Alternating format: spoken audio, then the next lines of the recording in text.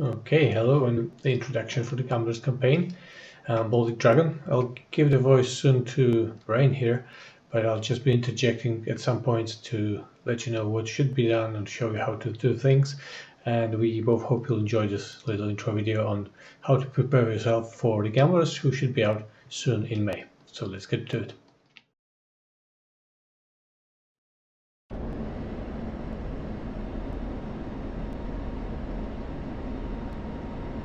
Welcome and thanks for purchasing the Gamblers campaign. I'm John Rainwater's former F-16 demo pilot and member of the 77th Fighter Squadron. Before you jump in, Baltic Dragon and I thought we would put together a short tutorial to better prepare you for what lies ahead. We could simply have asked you to go through the entire README file, but we all know how that usually ends.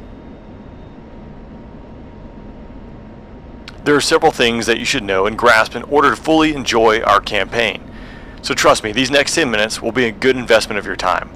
We'll spend it on active pause, not to take your attention away from the instructions and examples. So let's go. In this campaign, you'll have a chance to fly some of the very missions that were based on my experience, as well as the experiences of my squadron mates during deployment with the Gamblers in 2014 and 2015. There are also others, portraying other iconic moments in Operation Inherent Resolve, such as the Battle of Raqqa, which occurred in 2017. While developing these, we tried to stay as close to real events as possible, while of course making sure that no classified or restricted information would make its way into the campaign.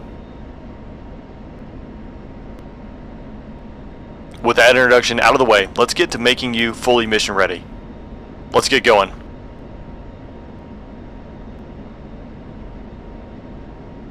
First and the most important thing is to properly bind your Hotas buttons that will enable you to almost completely avoid having to use the spacebar or F10 radio menu for making choices during your playthrough. Of course, both options will still be there and you can always use them if you prefer, or if you don't have any more Hotas switches to spare, but I highly recommend that you use the new system. We'll be using the plain cipher switch, which has 3 positions, 1, 2, and off. It doesn't have any function in the sim and thus perfect for what we want to do here. It's located right here.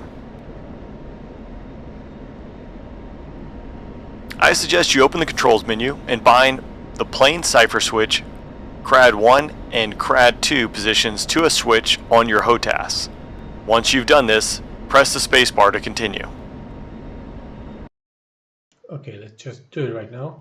So we'll go to Adjust Controls. So search CRAD and then plain cipher switch CRAD 1, CRAD 2. I binded them like this. So this is what you're gonna want to use during the campaign to make things easier. Choose any 2 switches that you have, and best if one is goes up or down and you remember which one is which. When playing through the Gambler campaign, you will often be asked to indicate that you are ready to move on or that you've accomplished some simple task. The indication will always show in a form of a prompt on the right side of the screen. Let me demonstrate it for you. Roger, let me know when you're ready to taxi. 2, Wilco. You can now see the prompt saying spacebar 1 or 2 on the left side and giving you basic information about what you are expected to do on the right. So in this case, when you're ready to taxi, simply press the freshly mapped Hotas switch 1 or 2 or use the spacebar to continue. Try it now. 2, ready to taxi. There will be situations where you'll be presented with 2 options, such as deciding who should conduct an attack on a specific target, or choosing either to read back given coordinates or ask them to be repeated. In the case, the direction you press on the Hotas button will make a big difference, so try and remember which one is number 1 and which one is 2. Here's another example.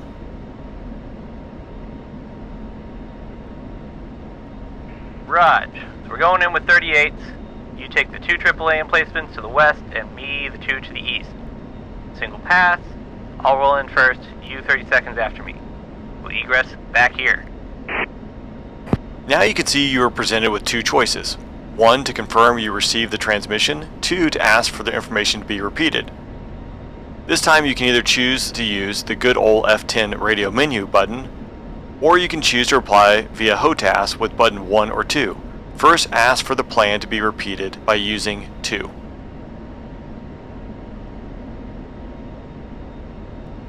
Okay, so this is how I mapped it. So I'll press 2 or down, and the ask to repeat option will be selected. 1, say again your last. Raj, so we're going in with 38s. You take the 2 AAA emplacements to the west and me the 2 to the east. Single pass. I'll roll in first, you 30 seconds after me. We'll egress back here.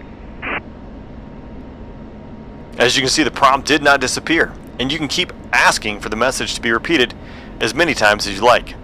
The other dude or dudette won't be annoyed. Well, maybe apart from that one mission, but there's no spoilers here. Okay, now choose one.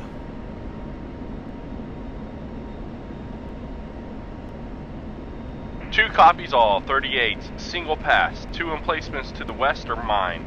Egress south, roll in, 30 seconds behind you. Excellent. The prompt disappears and the mission will continue. One more thing to remember is that sometimes there will be a hidden F10 option without any prompt on the screen. So if you spot something out of the ordinary, let's say explosions, do check it out and you can report them. You won't be notified beforehand, and if you do use this option, you may score extra points.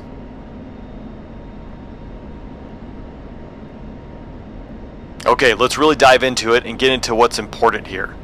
Fighter-to-fighter terminology. The fighter-to-fighter brief is a specific briefing that occurs between the flight lead and his wingman that provides concise information about the attack. Here's an example of a fighter-to-fighter brief from the same transmission you heard at least twice a few moments ago. Trail, shooter, 2 times GBU 38, in from the south, egress south, SOAR west. You'll find a brief description of the terminology used on your kneeboard. However, I'll give you some important point-outs. If you're told to go and trail, do go and trail and drop and shoot behind your flight lead. Otherwise, this might not work out well for you. Shooter to shooter indicates who's doing what. So in this case, both the flight lead and the wingman will conduct an attack. If you're directed to shoot or cover, only the flight lead would engage, etc. Then, the weapons used, ingress and egress direction. It's good to follow, however, you won't be penalized in the campaign if you don't. And finally, the sort part, which is very important. The sort tells the wingman which target to attack. So if you have 2 armored personnel carriers and are told to sort west, then you would have to engage the western one if you were the wingman, or the eastern one if you were the flight lead. You will usually pay the price for messing those up, most likely in the need to expend more bombs or mavericks, which may mean you run out of them later on, which in turn can have various impacts on the mission. It could mean you're Remington and have to RTB early without experiencing the whole sortie, to losing points at the end. Don't say I didn't warn you. Another important aspect here, if you're told to attack but fail to drop, and you decide to run in again, in most instances the mission will wait for you. However, in some cases you'll hear yourself saying off dry, or someone will yell at you saying that you're taking too long and that you should abort. But at this point you'll know you messed up.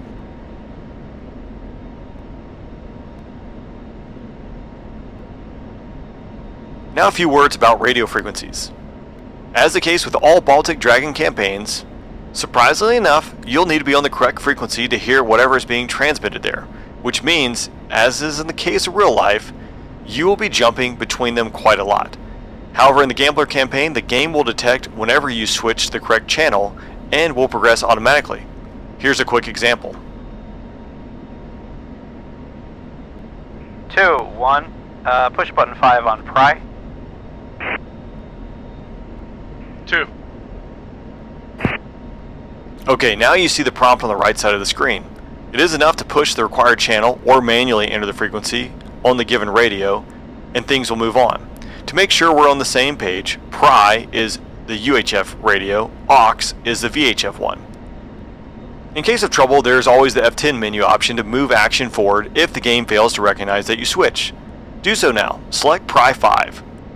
So now choose channel 5 on UHF radio. All the required frequencies will be listed on the kneeboard for each mission. This is a very easy and seamless way to save you a lot from pressing spacebar. One more note about the radios. There will be moments where you'll hear a lot of radio traffic coming simultaneously on both selected channels. This is realistic and intended.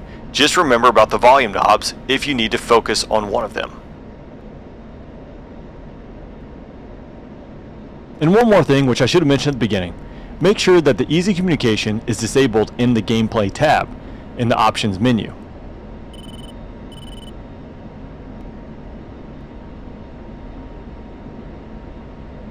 Another automated part of the missions will be the fence in and fence out procedure. While in real life each pilot will be responsible for this, and each letter in fence has an abbreviation and means specific things for a pilot to do, you can look it up if you're curious, but for this campaign you will need to set up only a few things. Whenever you see this prompt, you should turn your lights master knob switch off. Set the countermeasure knob to manual, semi, or auto, and master arm to the arm position. You can also simply use the F10 menu or press 1 or 2 on your Hotas to announce that you are fenced in. So go ahead and fence in.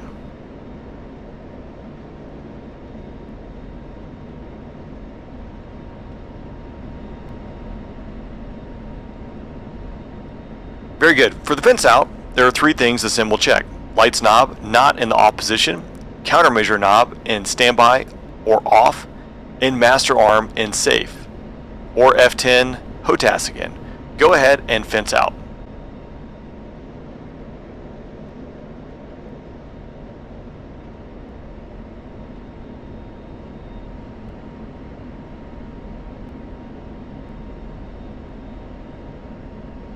Okay, the last thing I want to cover is scoring and debriefing.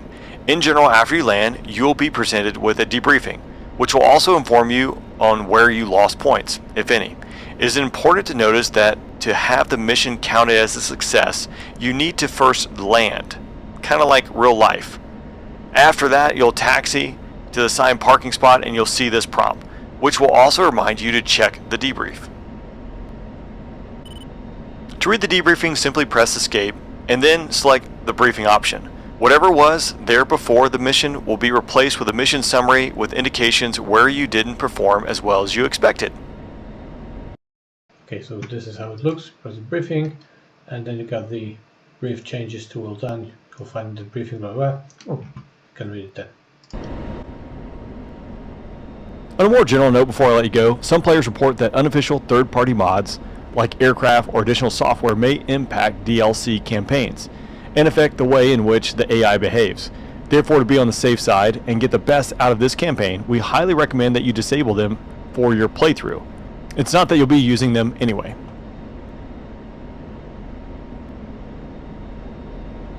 Finally, we would like to thank Wing for sponsoring this campaign. You'll be seeing their logo at the end of the missions, and rightly so. They make some pretty damn good flight accessories.